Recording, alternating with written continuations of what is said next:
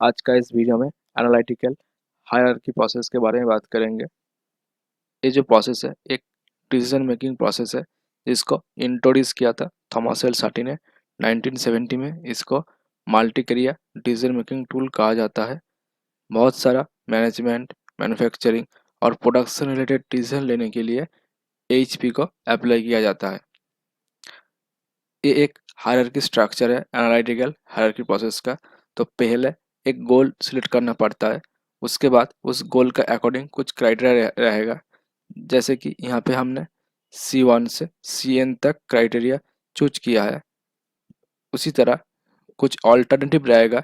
जैसे यहाँ पे A1 से लेके AN तक ऑल्टरनेटिव चूज किया गया है।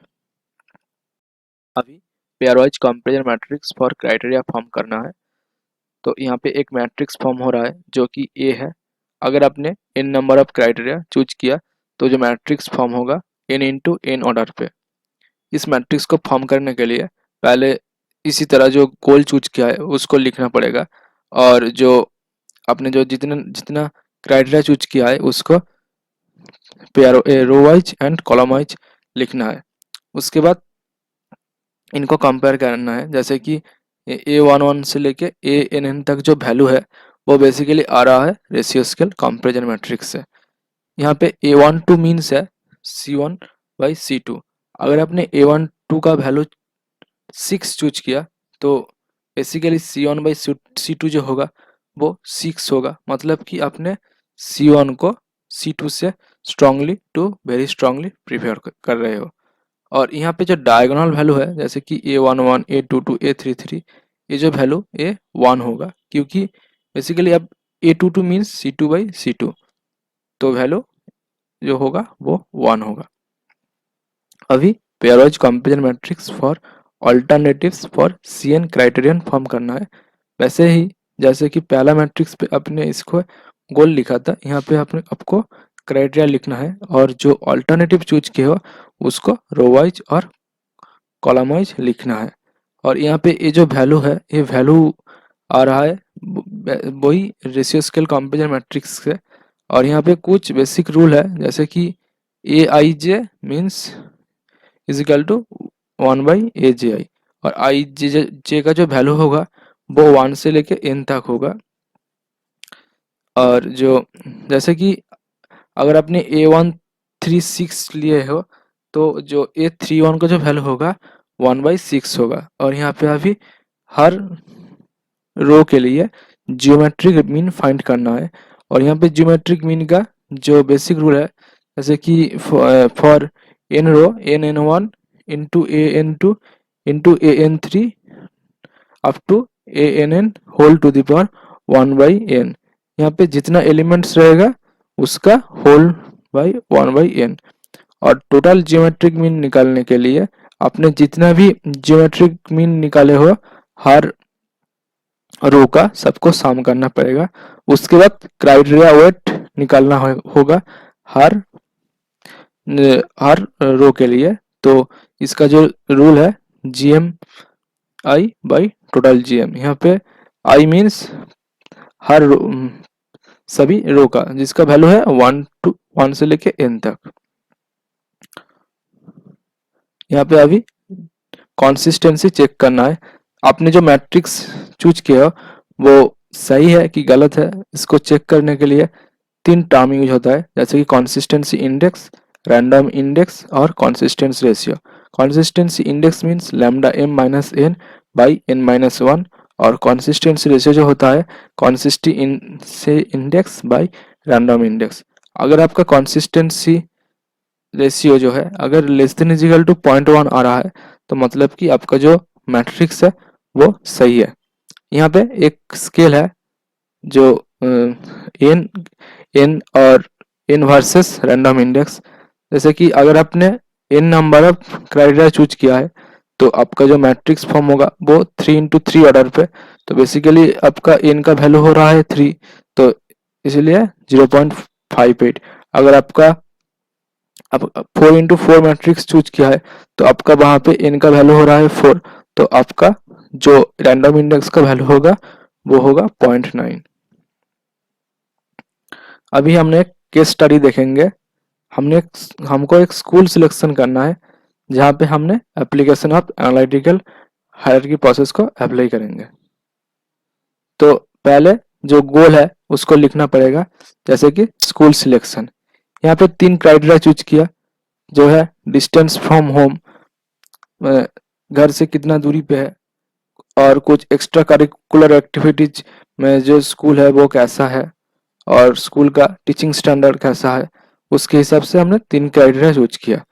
अभी 4 स्कूल सिलेक्ट किया गया है, स्कूल ए, स्कूल बी, स्कूल सी और स्कूल डी। ये हो गया एक hierarchy structure of AHP process. अभी पेयरवाइज कंपैरिजन मैट्रिक्स पर क्राइटेरिया फॉर्म करना है, तो उसके लिए जो गोल है उसको लिखना पड़ेगा यहाँ पे स्कूल सिलेक्शन, और जो क्राइटेरिया था C1 से लेके C3 तक उसको रो वाइज और कॉलम वाइज लिखना है। तो यहाँ पे कुछ वैल्यू चूज किया गया है, जैसे कि यहाँ पे ए बेसिकली A12 है, A12 का वैल्यू लिया गया है 1/2, मतलब कि C1/C2 जो हो रहा है वो 1/2 हो रहा है। और जो एक्स्ट्रा करिकुलर एक्टिविटीज है वहां पे एक क्या होगा, 821 होगा, एट मतलब कि रो 2 और कॉलम 1। तो ये यहाँ पे जो रूल था कि ये इसका रेसिप्रोकल, तो यानी कि 8 2 हो जाएगा। ऐसे ही कुछ वैल्यू चूज किया गया है जो रेशियो स्केल कंपैरिजन मैट्रिक्स था। तो बेसिकली यहाँ पे जो क्राइटेरिया 3 था, तो 3x3 मैट्रिक्स फॉर्म हो रहा है। तो यहाँ पे इसके बाद ज्योमेट्रिक मीन निकालना है। तो ज्योमेट्रिक मीन निकालने के लिए हर टर्म को मल्टीपल करना होगा, और उसके बाद जो 1 to the power n मतलब कि 3 टर्म है तो 3 होगा। तो ऐसे ही हर रो के लिए ज्योमेट्रिक मीन निकाला गया है, उसके बाद उसको सम किया गया है। तो टोटल जीएम है 3.5। उसके बाद क्राइटेरिया वेट निकालने के लिए हर जो जियोमेट्रिक मीन है सभी को टोटल जीएम से डिवाइड करना होगा। तो सभी का क्राइटेरिया वेट निकल गया। तो अगर आप ये क्राइटेरिया वेट को सम करोगे तो वैल्यू जो होगा वो 1 होगा। अभी कंसिस्टेंसी रेशियो चेक करना है। तो ये जो मैट्रिक्स था 1 1 हाफ 1 4 3 मैट्रिक्स फॉर्म कर रहा है। तो इसको A1 मैट्रिक्स पे इसको नाम दिया गया है, और A2 जो है, जो क्राइटेरिया वेट जो है इसको A2 पे नाम दिया गया है। उसके बाद इनको मल्टीपल करके A3 निकालना है। A3 जो है A1 इंटू A2। उसके बाद A4 निकालना है। A4 निकालने के लिए आपको A3 से A2 को डिवाइड करना पड़ेगा। तो यहाँ पे जो वैल्यू ऐसा आ रहा है, उसके बाद लैम्डा मैक्स निकालना है। लैम्डा मैक्स निकालने के लिए जो A4 का जो वैल्यू आ रहा है इस सबको, इन सबका अरिथमेटिक मीन निकालना है। तो सबको सम करके अरिथमेटिक मीन निकाल रहा है, जो हो रहा है 2.999। अभी कंसिस्टेंसी इंडेक्स निकालना है। कंसिस्टेंसी इंडेक्स निकालने का जो रूल है lambda max minus n by n minus 1। तो यहाँ से जो वैल्यू आ रहा है 0.0005। उसके बाद जो स्केल था, ये जो स्केल था यहाँ से 3 का वैल्यू जो आ रहा है 0.58। तो रैंडम इंडेक्स का वैल्यू जो हो रहा है 0.58। अभी कंसिस्टेंसी रेशियो निकालना है। तो कंसिस्टेंसी रेशियो जो आ रहा है 0.0008, जो जिसका वैल्यू 0.1 से कम हो रहा है। So we can say it is consistent. अभी pairwise comparison matrix for alternative for C1 criteria लिखना है। तो यहाँ पे जो क्राइटेरिया था उसको लिखना है, और जो अल्टरनेटिव्स था उसको रो वाइज और कॉलम वाइज लिखना है। तो यहाँ पे हमने 4 अल्टरनेटिव लिए थे, तो इसका जो मैट्रिक्स फॉर्म होगा 4x4 ऑर्डर पे होगा।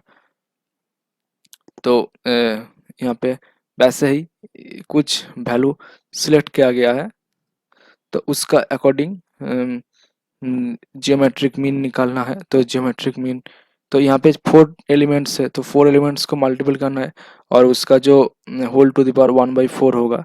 तो सभी रो के लिए जियोमेट्रिक मीन निकाला गया है। उसके बाद उसको टोटल जीएम यानी कि सम करके जो वैल्यू आ रहा है 5.0735। उसके बाद हर रो का ऑल्टरनेटिव वेट निकल रहा है। तो इन सब को भी सम करोगे तो इनका वैल्यू 1 होगा। ऑल्टरनेटिव वेट 1 से लेकर 4 तक का सम करोगे तो इनका वैल्यू 1 होगा। अभी वैसे ही कंसिस्टेंसी रेशियो चेक करना है।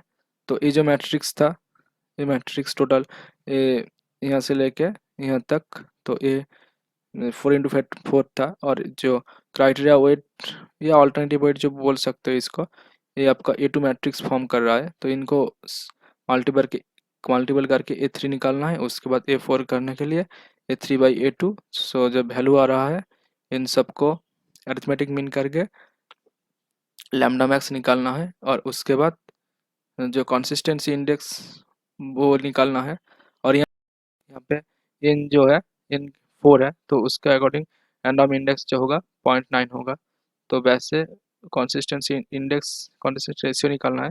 तो इसका जो वैल्यू आ रहा है 0.0013, जो कि 0.1 से कम है। So we can say therefore it is consistent. Similarly जो C2 क्राइटेरिया और C3 क्राइटेरिया है, उनके लिए भी C2 criteria means extra curricular activities, इनके लिए भी वैसे ही मैट्रिक्स फॉर्म करके इनका कंसिस्टेंसी रेशियो चेक करना है। तो जब हमने चेक किया तो देखा कि इनका वैल्यू भी 0.0035 यानी 0.1 से कम आ रहा है। So we can say it is consistence. Pair wise comparison matrix for alternatives for C3 criteria के लिए लेना है। तो यहाँ पे भी हम देख रहे हैं कि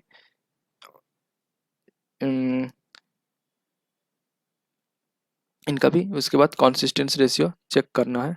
तो इसका जो लैम्डा मैक्स का वैल्यू आ रहा है वो हो रहा है 4.016।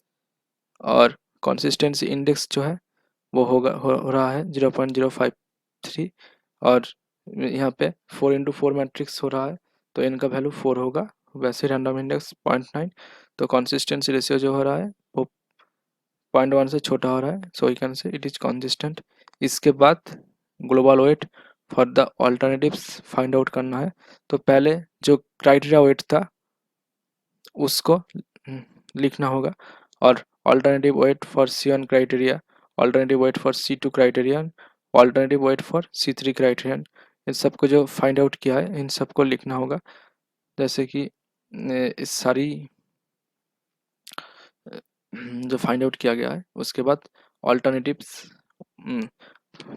Global weight for E1 alternatives. तो इसके लिए जो 0.1429 के साथ 0.4049, 0.4059 और 0.2857 के साथ 0.1089 और 0.05714 के साथ 0.0580 को मल्टीपल करना है। तो इसका वैल्यू आ रहा है 0.1223।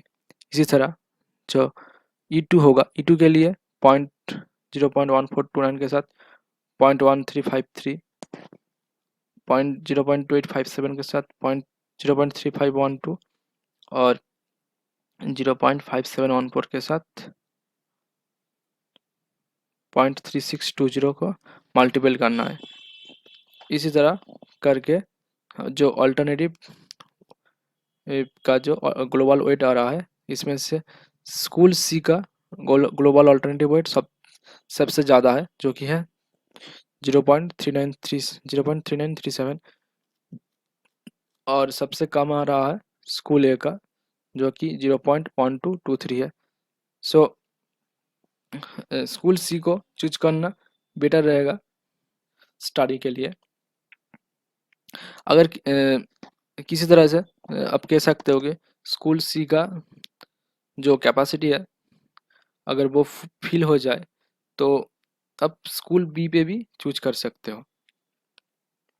तो फ्रेंड हमने जो AHP जो प्रोसेस है उसको एक एग्जाम्पल के थ्रू पूरा समझा है। तो अगर आपको ये वीडियो आपके लिए हेल्पफुल लगा है तो please like share and subscribe कीजिए।